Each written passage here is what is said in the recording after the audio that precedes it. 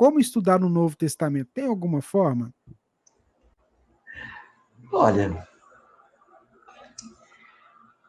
a questão mais importante do Novo Testamento é nós retirarmos o aspecto moral que ele possui. A doutrina espírita, ela não é uma doutrina bíblica. O espiritismo não é uma doutrina bíblica. Porque se o espiritismo fosse bíblico, nós teríamos que estar defendendo a figura do Satanás, a figura do juízo final, conforme está colocado lá dentro. Teríamos que estar defendendo, no Velho Testamento, aquelas atitudes do rei Davi de invadir as tribos vizinhas e exterminar todos os inimigos e tudo aquilo que tivesse fôlego. Teríamos que defender Adão e Eva, o dilúvio, a Torre de Babel e todo um conjunto de histórias que estão lá e que não constituem artigo de fé da doutrina espírita. O espiritismo, ele se basta por si mesmo.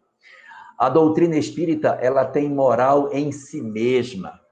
Nós não necessitamos de uma outra doutrina para completar o aspecto moral que o espiritismo tem. Então, nós não podemos nem dizer assim, onde está o aspecto moral do espiritismo? Está no Evangelho. Não, não está. O aspecto moral do espiritismo está nas leis morais, que é a terceira parte do Livro dos Espíritos. Então, por que estudamos o Evangelho?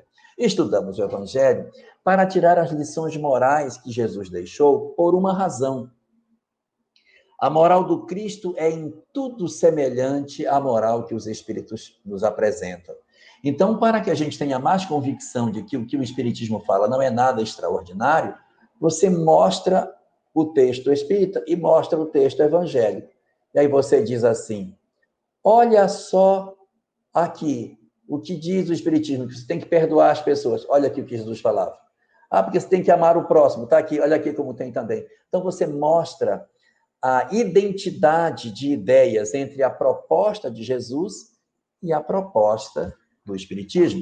Mas isso não significa dizer que nós tenhamos que nos abraçar com todos os versículos que a Bíblia possui, até mesmo os do Novo Testamento.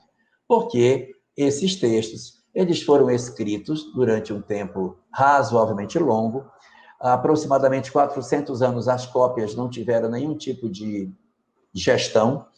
A partir do século IV, elas passam a ter um texto organizado, que seriam as cópias mais antigas, mas durante a Idade Média, nós vamos passar por longo período de quase 1000 anos sem a imprensa, no qual os copistas nos mosteiros é que produziam as cópias dos evangelhos, e ninguém pode garantir que efetivamente, exatamente o que está colocado ali, foi o que foi apresentado no texto original ou nas falas que Jesus deixou para nós. Então, Allan Kardec, na introdução do livro O Evangelho segundo o Espiritismo, diz que existem 5 partes nos evangelhos, mas dessas 5, apenas uma vai ser interessante, que é o aspecto moral.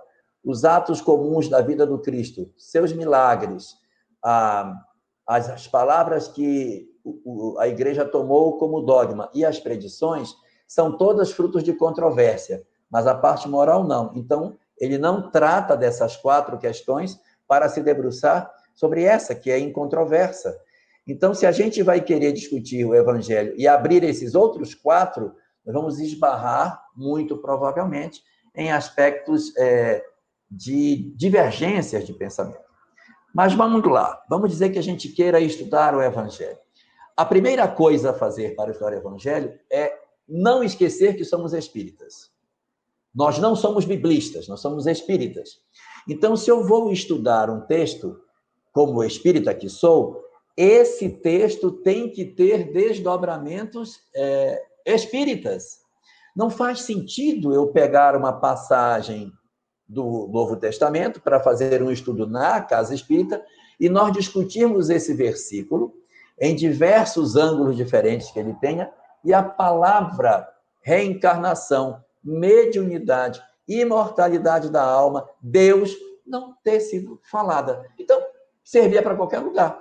Então, eu estou pegando o tempo na casa espírita para discutir Bíblia numa ótica que não é ótica espírita. Vai estudar a parábola do bom samaritano? Vou. Então, nós vamos estudar, vamos falar de livre-arbítrio, vamos falar de almas antigas, de almas velhas, da reencarnação. Nós vamos ter que trazer os conceitos espíritas para dentro dela, porque esse seria o grande objetivo do estudo dentro da casa espírita.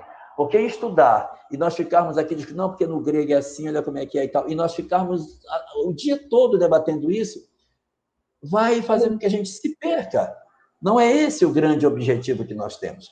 Se a gente pegar a pergunta 14 do Livro dos Espíritos, em que os Espíritos dizem para a gente não se perder num labirinto de onde a gente não poderia sair, que a gente se ocupasse das coisas que nos tocam mais de perto, que nos seria muito mais proveitoso, é um indicativo de que a gente precisa cuidar de coisas que nos tocam mais de pertinho. Porque eu vejo muitas discussões sobre os evangelhos em que as pessoas se debruçam nos textos, igual aqueles exegetas, aqueles cabalistas da Idade Média que ficavam debruçados nos textos do Velho Testamento, tentando encontrar interpretações da interpretação da interpretação. Nós temos um rabino da Cabala chamado Akiva. Ele pegou o primeiro versículo da Bíblia, Bereshit bara Elohim et hashamayim ve'et haaretz. No princípio criou Deus o céu e a terra. Ele fez 72 interpretações desse texto, 72. Ele se debruçou sobre isso e ficou fazendo, mas ele é judeu, ele é cabalista, tá certo. Mas nós somos espíritas, então a gente vai pegar o texto e vai se apropriar desse texto na ótica que o Espiritismo nos oferece para fazer. Mas vamos para o prático. Nós vamos estudar o Evangelho, vamos fazer a coisa como tem que ser. Então, vamos lá. Como a gente faria? Primeira leitura é a leitura textual. A gente faz a leitura do texto, rasa, pegando o que o texto tem. Anota as palavras que não conhece. Procura um dicionário temático. Dicionários que têm a explicação das palavras que já perderam o sentido na atualidade. Então, você lê lá dracma, talento, mina, o que isso quer dizer? Vai procurar saber para poder entender melhor o que aquele texto está colocando. Essa é a segunda leitura, a leitura temática. Depois, você vai pegar aquela sequência de Emmanuel, que você conhece bem, que junta todas as palavras de Jesus do Evangelho de Mateus, depois do Evangelho de João, de Marcos, de Lucas, dos Atos dos Apóstolos, pega aquele material, o Evangelho segundo Emmanuel, e vê quais são as interpretações que Emmanuel dá para os versículos, e vai anotando. Depois pega a obra Sabedoria do Evangelho, de Torres Pastorino, uma obra excelente, ela não tem à venda, tem que ser na internet, pegar o PDF delas. Pega o PDF dessas obras e faz as amarrações devidas. E aí, depois desse mar caótico, você começa a organizar para fazer primeiro o textual, depois o temático e as interpretações que aquelas coisas têm. E, no último, a leitura contextualizada. Quem sou eu no texto? Porque se fizer tudo isso e você não se puser no texto, não valeu o estudo para a doutrina espírita.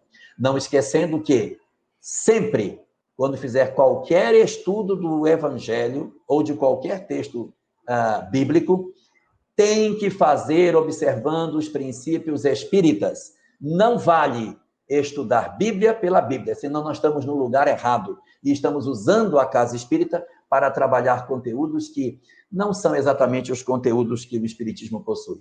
Eu sei que alguns podem achar que eu estou exagerando, mas é fundamental que a gente interprete essas questões pela ótica que o Espiritismo possui. Senão o estudo não é espírita, é um estudo bíblico que pode caber em qualquer lugar, na maçonaria, no Lions, no Rotary, até na igreja protestante ou na igreja católica, sem nenhum demérito. Se você é chamado para fazer um estudo sobre a parábola do filho pródigo lá na igreja católica, faça do jeitinho que tem que ser. Não trabalhe a reencarnação. Não leve essas coisas para não criar confusão. Mas na casa espírita, não podemos nos negar de estudar e aprofundar nos conceitos que Allan Kardec deixou para nós.